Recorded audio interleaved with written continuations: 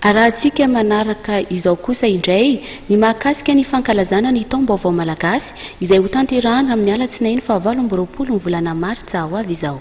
Arahoary. Tonga indray ity zany ny fankalazana ny taom-baovao malagasy amin'ny fa 8 latsinainy fa 17 martsa sy talata 20 martsa zao tsika niaraka laza ny taom-baovao malagasy. Izy io marina fa fomba fa tsy finoana. Io zany apraitsika malagasy. Ny satarantsika zany dia ny talata ny alatsinainy fa 17 martsa dia nisy atao fandroana fidiovana.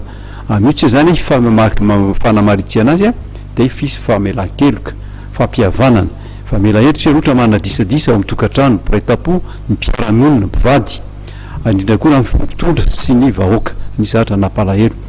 Fanamariny zany dia anadio ny tanàna tsika mandiona antsika ary mariky zany dia anao arendrina aretina arendrina iny dia rehefa le manao le arendrina tsika zany dia le tabataba ataony akika dia androaka ny ratsy ary ny afo tanaovatsika ny arendrina zany itehirizantsika manamaraina mba hafana mafisana zany hafanana entsika tamin'ny taom-baovao taondasa hiatrena ny taom-baovao ka ho fanamarina zany dia manomboka izao tsika zany dia andrehitra afo. Isy afo zany ataotsika mandramaraina na jiro izy io na labzi na fanala apetraksika amin'ny tany na spot apetraksika amin'ny toerana talaky maso na eny andavarangana na eny amin'ny varavarankely na apetraksika eo amin'ny salon mandra-parainy andro satria manko mba ho hitany eritreretintsika mba hoe manafanamarina zany firaisam-potsapo amin'ny fankalazana ny taom-baovao malagasy zany.